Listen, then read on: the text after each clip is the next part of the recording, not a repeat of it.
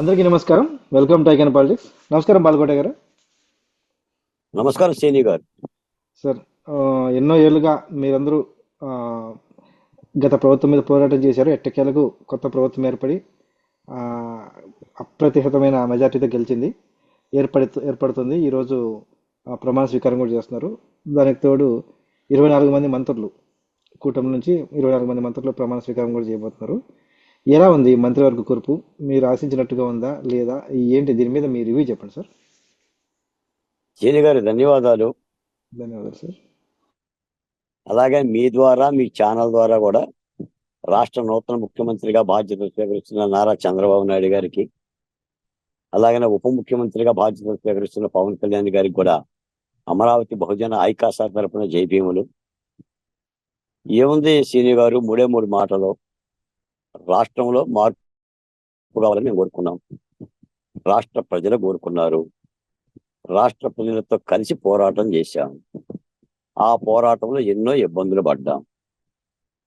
అవన్నీ కూడా చెప్పుకుంటే తీరేవి కావు, అసలు ఒకరికి చెప్పేవి కావు.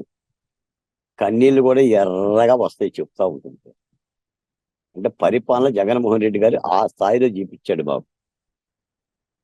మేము నరకలోకం ఎక్కడ ఉంటుందో చూడలేదు, కానీ అంటే యమధర్మరాజు దగ్గర నరకలోకం ఉంటుంది. నూనెలో వేయిస్తారు, కొరడాలతో కొడతారు, రంపాలతో కోస్తారని చెప్పేసి అని అంటూ ఉండేవాళ్ళు. మనం ఆ యొక్క ఇతిహాసాల్లో చదివేవాళ్ళం. ఆంధ్రప్రదేశ్లో ప్రజలు అది అనుభవించారు. నరకలోకాన్ని ఇక్కడికి తెచ్చి జగన్మోహన్ రెడ్డి గారు ఇక్కడ ప్రజల్ని ఆ స్థాయిలో రుచి చూపించాడు. అంత దూరం పోయి మీరు ఏం చూస్తారులే నరకాన్ని, నేను చూపిస్తా చూడండి అని చూశాం. చూసి ఆ యొక్క ఆ నరకలోక అధిపతిని సాగనంపాం. వెరసి నా రాజధాని సురక్షితంగా నిలబడింది. ఈ సందర్భంగా అన్యదా భావించకపోతే ఒక మాట చెప్తా. నేను అనంతవరం శిబిరంలో రాజధాని ఉద్యమంలో మాట్లాడుతూ 4 పంచదార పలుకులు వేసుకోండి, నోట్లో ఇంత తీయగా ఉంటాయి, అరచేతిలో తేనె వేసుకుని నాకండి, ఇంత కమ్మగా ఉంటుంది, ఒక్కసారి ఊపిరి బిగబెట్టి జై అమరావతిని గర్జించండి, 4 దిక్కుల పెక్కటి లేదా వినబడుతుంది, 13 జిల్లాల ప్రజల్ని కదిలిస్తుందని నేను చెప్పాను. మీ ఛానల్ ద్వారా కూడా ఒక ఆనందకరమైన సన్నివేశం. అమరావతి నిలబడిపోయింది సార్. అమరావతి నిలబడిపోయింది. ఎవడైనా సరే చెయ్యేస్తే పంగనామాలు పెట్టి కూర్చోబెట్టి ఇన్నాళ్ళకి ధైర్యంగా చెప్పగలుగుతున్నారా? గత 5 ఏళ్ల తర్వాత ధైర్యంగా చెప్పగలుగుతాం. ధైర్యంగా ఇలా చెప్పగలుగుతాం. ఉమ్. మళ్ళీ అమరావతి జోలికి వస్తే పంగనామాలు పెట్టి గోడ కూర్చేస్తాం. ఎన్ని పొలిటీషియన్. అది సాధించిన తృప్తి నా యొక్క జీవితంలో కానీ, నా యొక్క హృదయంలో కానీ పదిలంగా ఉంది. చాలా సగర్వంగా ఉంది. ఇక జీవితంలో మరొకటి సాధించాల్సిన పని లేదు. ఇందాక ఒక వీడియో ఈ చూసాను సార్. జన్మకి ఇది చాలు అన్నట్టుగా ఉంది. ఇందాక ఒక వీడియో చూసా. ఒక 70 ఏళ్ళ ముసలాయన అనుకుంటా, రోడ్డు మీద, ఉమ్, సీడ్ యాక్సెస్ రోడ్డు మీద అనుకుంటా, బైక్ మీద చేతులు ఉమ్, చేతులు తీసేసి డాన్స్ అవును. వేసుకుంటూ ఆల్మోస్ట్ వెళ్తున్నారు. ఉమ్. Yeah. అందుకని ఒక ఒక ఒక ఒక దుర్మార్గంగా ఒక ప్రాంతం మీద, ఒక రాజధాని మీద బొసగొట్టి పగబట్టడమే జగన్మోహన్ రెడ్డి గారు చేసిన మహా తప్పిదం. అందుకనే ఆ విషపు కూరల్ని, ఆ నాగుబాంబు కూరల్ని కూడా ఇలా పీకేశారు ప్రజలు. మీరు ఒకసారి ఆలోచించండి సార్. 151 సీట్లు కలిసిన ఒక రాజకీయ పార్టీ 11కి వస్తుందా? సిగ్గుతో తలదించుకోవద్దు. గ్లాసు నీళ్ళ ముక్కు మూసుకొని చావద్దు. ఆ పార్టీ అసలు పార్టీ ఉంటేనే ఉండకపోతున్నాడు. డేరా మూసేయాలి అసలు. అది తెలిసి close the door, close the door. మళ్ళీ రావటానికి కూడా అవకాశం లేదు, రాకూడదు కూడా. ఇంత పరాభవం చూసిన తర్వాత చలో వెళ్ళి ఏ ఒక వ్యాపారాలు చేసుకోండి, ఇళ్లలో కూర్చోండి. ఇంకా సిగ్గుండాలి మాట్లాడటానికి. ఏం బీక్కుంటారో బీక్కు అని చెప్పి ఒకసారి, చేతులు మడతాయండి అని ఒకసారి, నేను లేనప్పుడు చంద్రబాబు నాయుడు ఎత్తుకుపోయారు ఎవరు అని చెప్పి ఒకసారి, వివేకానంద రెడ్డిని ఎవరు చంపారు నాకేం తెలుసు, పైన దేవుడికి తెలుసు అని ఒకసారి. ఏంటిది ఇది? ఏంటి సార్? ఎలక్షన్స్ అది లో ఒక న్యూడ్ ఓడిపోతే కూడా వీడియో తీస్తే కాదు, ఒక ఎంపీ నూడి వీడియో తీస్తే అది తప్పు. ఒక బాధ్యత కలిగిన పవిత్రమైన పార్లమెంట్ లో ఉన్న వ్యక్తి ఈ విధంగా చేయకూడదని అంటే ఆ ఎంపీ నీకు చూపిస్తా, నువ్వు ఎవరికి చూపించమంటే నీకు చూపిస్తా చంద్రబాబు నాయుడు గారు, నీ ఇంటికి వచ్చి చూపిస్తా అంటే ముఖ్యమంత్రి ఏం చేయాలి? సీను గారు, అరే బద్మాష్, అరే బద్మాష్ కూర్చో అని అనాలి. ఏంటో నువ్వు చూపించేది, ముందు నాకు చూపించాలని అన్నాను. ఆయన చూసినాకే ఇతరులకు చూపించాలి. ఒక ఎమ్మెల్సీ అనంతబాబు నేనే చంపానని మీడియా ముఖంగా అంగీకరించినప్పుడు నువ్వు తొడల మీద కూర్చోబెట్టుకొని నువ్వు సభల్లో కూర్చోబెట్టుకుంటే ఆ దళిత బహుజన కులాలు గాయపడవా? ఆ శిరోమణం కేసులో శిక్ష పడ్డ ఆయనకి ఎమ్మెల్యే టికెట్ ఇచ్చావు, ఎమ్మెల్సీ ఇచ్చావు. 26 మంది మంత్రుల్లో ఒక్క మంత్రి తప్ప తల తెగిపడ్డాయి. కాబట్టి అంటే అంత భయానకమైన పరిపాలన. సరే, గతం కథగా ఇప్పుడు జగన్మోహన్ రెడ్డి గారిని తిట్టిన మన ప్రయాసే తప్ప మనకు వచ్చే లబ్ధి ఏం లేదు.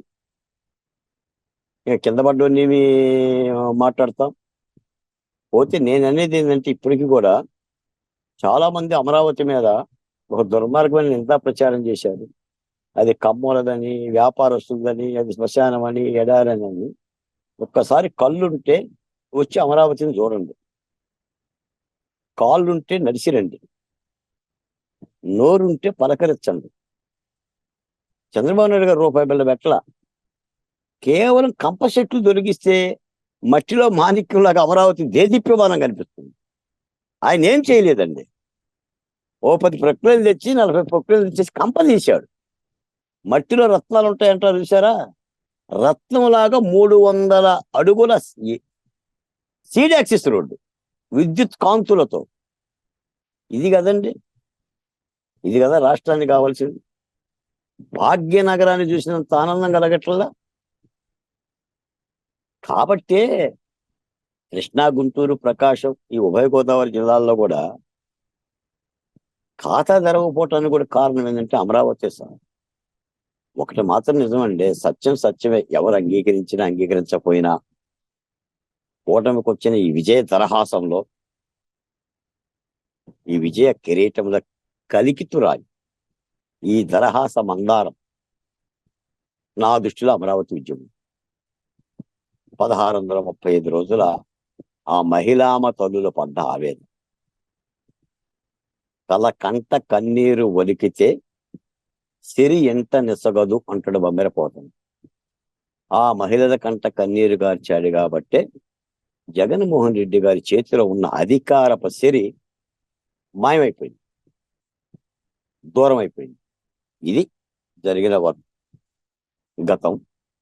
పోతే ఈ రోజున నూతన ప్రభుత్వం కొలువుదేరబోతుంది. సాక్షాత్ ప్రధాని నరేంద్ర మోడీ గారు ఏపీ వస్తున్నారు. ఇప్పటికే అమిత్ షా గారు వచ్చేసారు. అందుకని ఇప్పటికైనా సరే ప్రధాని నరేంద్ర మోదీ గారి నోటి వెంట ఆంధ్రకు సంబంధించిన మాట వినబడింది. మా కోరిక. ఎందుకంటే మాకు ప్రధాని నరేంద్ర మోడీ గారు బాకీ ఉంది. మేము వడ్డీ అడగట్లా, అసలు ఇస్తే చాలు. విభజన చట్టం ప్రకారంగా మాకు పోలవరానికి డబ్బులు ఇవ్వాలి, పూర్తి చేయాలి. మా రాజధానికి నిధులు ఇవ్వాలి. ప్రత్యేక హోదా సంగతి మీకు తెలిసిందే. ఏదో వెనుకబడ్డ ప్రాంతాలకి, జిల్లాలకి ప్యాకేజ్ ఇవ్వాలి. మాకు సహాయ సహకారాలు చెయ్యాలి. ఆయన ఇచ్చిన మాటే, ఆయన చెప్పిన మాటే 2014లో కానీ. కాబట్టి ఇప్పుడు సాక్షాత్ ప్రధానమంత్రి గారు వస్తున్నారు, అమిత్ షా గారు వస్తున్నారు గారు తప్పనిసరిగా ఈ వేదిక మీద మరి ఏమి ఈ ప్రమాణ స్వీకారం చూసేసుకుని వెళ్ళిపోతారు, మోడీ గారు ఏమి మాట్లాడరు అనే మాట మాట్లాడుతున్నారు. కానీ 2 మాటలు మాట్లాడి ఆంధ్రప్రదేశ్కి కొన్ని వరాలు ఇస్తే గతంలో లాగా ఏది మనం నీరు మట్టిలాగా కాకుండా కాస్త డబ్బులు ఇస్తే ఈ కుదేరు పడ్డ రాష్ట్రం, నాశనమైన రాష్ట్రాన్ని నిలబెట్టుకోవటానికి బాగుంటుంది. పౌరుడిగా నా ధర్మం, ఉద్యమకారుడిగా నా ధర్మం నరేంద్ర మోడీ గారిని అడగటం తప్పనిసరిగా ఇదైతే జరిగి తీరాలి. పరిపాలనలో కూడా చంద్రబాబు నాయుడు యొక్క పరిపాలనలో కూడా ఒక కొత్తదనం చూడాలని రాష్ట్ర ప్రజలు కోరుతున్నారు. ఆంధ్రప్రదేశ్లో 3 రాజకీయ పార్టీలు కలిసి ప్రభుత్వాన్ని ఏర్పాటు చేయటం అనేది బహుశా ఇదే మొదటిదేమో, తర్వాత కూడా ఇదే చివరిదయ్యుద్ది. 3 రాజకీయ పార్టీల నుంచి ప్రభుత్వాన్ని ఏర్పాటు చేసిన చరిత్ర లేదు. ఒక క్రొంగొత్త పరిపాలన, కాబట్టి బాధ్యత ఎక్కువ ఉంటుంది, బాధ్యత ఎక్కువ ఉంటుంది, రిస్క్ కూడా ఎక్కువ ఉంటుంది చంద్రబాబు నాయుడు గారికి. తర్వాత ఇంత విజయ దరహాసం వచ్చిన తర్వాత ఆయన పరిపాలనలో కూడా ఒక కొత్త మార్పు చూడాలని ప్రజలు కోరుకుంటున్న ఆ స్థితి చూడాలి. నేనైతే ఒక్క మాటలో చెప్పమంటే ఎలాంటి మార్పుని చంద్రబాబు నాయుడు గారిలో చూడాలనుకుంటున్నారు బాలకోటయ్య గారు అని మీరు అడిగితే ఒక్క మాటలో చెప్పాలంటే ఆ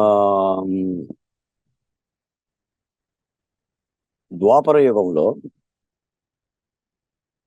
కుచేరుడు శ్రీకృష్ణుడికి అటుకులు తీసుకెళ్లి ఇస్తాడు. అంటే కుచేరుడు తెచ్చిన అటుకులు శ్రీకృష్ణుడు ఆప్యాయంగా తింటాడు. శ్రీకృష్ణుడే అటుకులు తెచ్చి కుచేరుడు పెడితే ఎలా ఉంటుంది? ఈ తరహా పరిపాలన కావాల్సింది కాదు. అంటే ప్రజలు ఒక డైనమిజాన్ని కోరుకుంటున్నారు చంద్రబాబు నాయుడు గారు. అది ఎలా చేస్తారు, ఎలా శాంతింపజేస్తారు అనేది కూడా చూడాలి. రాష్ట్రంలో అభివృద్ధి జరిగి తీరుతుంది. అది అమరావతి కానీ విశాఖ ఉక్కు కార్మికులకు కూడా భరోసా దొరుకుతుంది. ఎన్నో కొన్ని పరిశ్రమలు వస్తాయి, ఉపాధి అవకాశాలు వస్తాయి, వాళ్ళ మేనిఫెస్టో కూడా అమలు జరుగుతుంది. సూపర్ 6 కానీ, తెలుగుదేశం మేనిఫెస్టో కానీ, జనసేన మేనిఫెస్టో కానీ. వీటితో పాటు పరిపాలనలో కింది కులాలకు సంబంధించిన భాగస్వామ్యం. అంటే ఇక్కడికి వచ్చేసరికినే ఇప్పుడు కులాల వారీగా మంత్రివర్గ కూర్పు చేస్తున్నారుగా బాలకోటయ్య గారు. ఇప్పుడు ఎస్సీలకు 6 ఇచ్చారు, ఓసీలకు ఒక 6 ఇచ్చారు, రెడ్లకు ఒక 6 ఇచ్చారు, పలానా కులానికి ఒక 4 ఇచ్చారు, అక్కడ 3 ఇచ్చారు అని అంటారు. ఇది ఒక సాంప్రదాయమైన గీతే, ఇందులో కొత్తదనం ఏం లేదు. క్రొంగొత్తగా పరిపాలనలో అంటే ఈ 5 ఏళ్ళు 4.5 ఏళ్ళు ఉద్యమం చేసిన ఉద్యమ శక్తులు కూడా పాలనలో భాగస్వామ్యం చేయాలనేదే మొదటి నుంచి నేను మాట్లాడుతున్నాను. ఆ దిశగానే ప్రభుత్వం ఆలోచిస్తుందని, చంద్రబాబు నాయుడు గారు చర్యలు తీసుకుంటారని కూడా భావిస్తున్నా. తప్పనిసరిగా ఏదైనా సరే రాష్ట్రం మళ్ళీ కుదుటపడుతుందని, తిరిగి లేచుకుంటుందని, ఒక ప్రశాంతమైన వాతావరణం ఆంధ్రప్రదేశ్లో ఆల్రెడీ ఇప్పటికే వచ్చేసింది. చంద్రబాబు నాయుడు గెలవటంతోనే ఆంధ్రప్రదేశ్ అనేది ఒక గొప్ప రాష్ట్రం అనే ఒక భావం వచ్చింది. ఆంధ్రప్రదేశ్లో వచ్చిన విజయమే కేంద్ర ప్రభుత్వాన్ని కూడా నిలబెట్టడానికి చేయూతగా అండగా కూడా నిలబడ్డది. ఈ మంచి జరుగుతుందని భావిస్తున్నాను. సేని గారు చాలా మంచి జరుగుతుందని చెప్పి భావిస్తున్నాను. నిన్ననే మాజీ ముఖ్యమంత్రి జగన్మోహన్ రెడ్డి గారికి కూడా 11 సార్లు కాల్ చేశారంట సభకు ఆహ్వానిస్తూ. ఆయన ఫోన్కి అందుబాటులో లేడంట. ఆయన చెప్పాడు కదా ఆయన సార్, వచ్చినా రాకపోయినా ఆయన దగ్గర సెల్ ఫోన్ లేదు, ఆయన మొబైల్ వాటర్ అనేసి చెప్పారు కదా సార్. అవును, నెంబరే లేదని చెప్పారు. అవును సార్, మరి నంబర్ ఆయన నెంబరే లేదని చెప్తే మరి వీళ్ళు ఎవరికి ఫోన్ చేస్తున్నారు? ఆయన అంత ఫోన్ చేయాల్సినంత పని ఏం లేదు చంద్రబాబు నాయుడు గారికి కూడా. ఏంటి మీ పని మీరు చెయ్యండి, మీ పని మీరు ఇప్పుడు శత్రు వెంట పడి పడి పడి పడి పిలిచి అంత ధర్మం పాటించాల్సినంత అవసరం లేదు. అంత ధర్మం పాటించాల్సినంత అవసరం లేదు. ఆయన పాటించలా జాలి కూడా చూపరా. చంద్రబాబు నాయుడు గారిని అరెస్ట్ చేశారంటే నేను లండన్లో ఉన్నప్పుడు ఎవరో ఎత్తేసారని అంటాం. అందుకని మరి అంత ఉదార భావం ఏం పనికి అక్కర్లా. అంత ఉదారత్వం పనికొస్తే జనం కూడా అదే ఎందుకంటే వదిలేయండి, ఆయనకి చాలా పనులు ఉంటాయి. ఆయన లెక్క పెట్టుకోవాల్సింది చాలా ఉంటుంది, కట్టలు కట్టుకోవాల్సింది చాలా ఉంటుంది, దాచి పెట్టుకోవాల్సింది చాలా ఉంటుంది. మీరు ఇన్వెస్టిగేషన్ చెయ్యండి. మనం చెప్పింది ఏం చెప్పాం? 5 ఏళ్ళు వైసీపీ పరిపాలన తవ్వి గుణపాలు తెచ్చి పారలు తెచ్చి తవ్వి ఎన్ని పాములు ఉన్నాయి, ఎన్ని తాచు పాములు ఉన్నాయి, ఎన్ని కట్ల పాములు ఉన్నాయి, ఎన్ని కొండ శిలువలు ఉన్నాయి, ఎక్కడెక్కడ ఉన్నాయి, రాయలసీమలో ఎన్ని పాములు ఉన్నాయి, ఉత్తరాంధ్రలో ఎన్ని పాములు ఉన్నాయి, కోస్తాంధ్రలో ఎన్ని పాములు ఉన్నాయి, ఎంత తిన్నారు, ఎంత మింగారు, ఎంత దాచారు, అధికారులు ఏం చేశారు, ఐఏఎస్లు ఏం చేశారు, ఐపీఎస్లు ఏం చేశారు. ఇది కదా చేయాల్సింది విధ్వంసం మీద.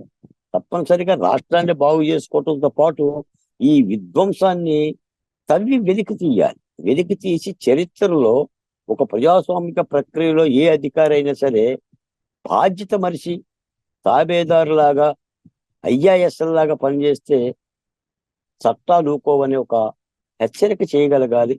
ఆ దిశగానే ఉంటుందని అనుకుంటున్నాం. మాటలు చెప్పటం కాదు, చేతల్లో చేపించాలి. సరే ఇప్పుడు ప్రమాణ స్వీకారం చేస్తున్నారు కాబట్టి ఇప్పుడే ఇవన్నీ కూడా మాట్లాడటం కూడా భావ్యం కాదు. కానీ ఇంకా 2 నెలలకైనా 3 నెలలకైనా 6 నెలలకైనా ఆంధ్ర రాష్ట్ర ప్రజలు చేసిన ప్రతిజ్ఞలో చేసిన భీషణలో ఏమైపోయాయి ఏంటి అని చెప్పి అడుగుతారు. పోరాడిన శక్తులు, కష్టపడ్డ శక్తులు కరివేపాకులు అయ్యాయా, అవ్వలేదా అనేది భావిస్తారు. చాలా అంశాలు చూస్తారు, చాలా అంశాలు చూస్తారు. కాబట్టి మనమైతే మంచి కోరుకుంటున్న వాళ్ళం కాబట్టి, కూటమి యొక్క విజయాన్ని కూడా ఆస్వాదిస్తున్న వాళ్ళం కాబట్టి మంచే జరగాలని నేనైతే భావిస్తున్నా. పైపెచ్చు నాకున్న ఆ, అనుభవం కానీ, నాకున్న నమ్మకం కానీ చంద్రబాబు నాయుడు గారికి ఎవరేం చెప్పనక్కర్లా. ఆయన దీక్షాదక్షుడు, ఆయనకి ఏం చేయాలో కూడా ఆయనకి తెలుసు. పైపెచ్చు ఇప్పుడు 5 ఏళ్ళు కూడా ఆయన కొత్త తరహా పరిపాలన కల్లారా చూశాడు కాబట్టి తప్పనిసరిగా మారిన చంద్రబాబు నాయుడు గారిని చూస్తాం, పాలనలో కూడా మార్పులు చూస్తాం. ఆ నమ్మకం అయితే నాకుంది. ఆ దిశగా రాష్ట్ర ప్రజలకంతా మేలే జరుగుతుంది. ధన్యవాదాలు సార్. మీరు చెప్పినట్టు కుచేలుడు వెళ్ళి శ్రీకృష్ణుడికి అటుకులు పెట్టినట్టు కాకుండా ఆ, చంద్రబాబు నాయుడు గారే వచ్చి అమరావతి రైతుల దగ్గరకు వచ్చి కూర్చునేసి అందరికీ ఖచ్చితంగా అందరి బాగోగులు తెలుసుకునేసి అమరావతి రైతులకి కాదు, శ్రీకృష్ణుడు వచ్చి కుచీలుడు కట్టుకులు పెట్టాలి. చంద్రబాబు నాయుడు గారు సుపరిపాలన నిరుపేదకు అందించాలి. నిరుపేదలకి, రాష్ట్ర పరిపాలనలో ప్రజలందరికీ. ఆ పరిపాలనలో కష్టపడ్డవాడు కనిపించాలి. కరివేపాకులు హరిత హరిత జనంతో కనిపించాలి. అంతే తప్ప కరివేపాకుల్లా ఉండకూడదు పాలన. సాధారణంగా ఒక నింద ఉండేది ఏ ఏ ప్రభుత్వానికైనా, పాప ఆయా ప్రభుత్వాలు నాయకులు కరివేపాకుల్లా వాడుకుంటారు అని. అది కాదు అని చెప్పి నిరూపితం చేయాలి. ప్రజలు దాన్ని ఆస్వాదిస్తున్నారు, కోరుకుంటున్నారు. చూద్దాం సార్. అంటే ఖచ్చితంగా అలాగే తవ్వకాలు కూడా మొదలు పెట్టాలి. కొంచెం ఉం. అమరావతి బాగు కోసం, కొంచెం పోలవరం నిర్మాణం కోసం, అలాగే కొంచెం తిన్నది కరిగించడానికి కూడా తవ్వకాలు జరగాలి. చూద్దాం మరి. ఈ రోజుతో ఆల్ ది బెస్ట్ చెప్తూ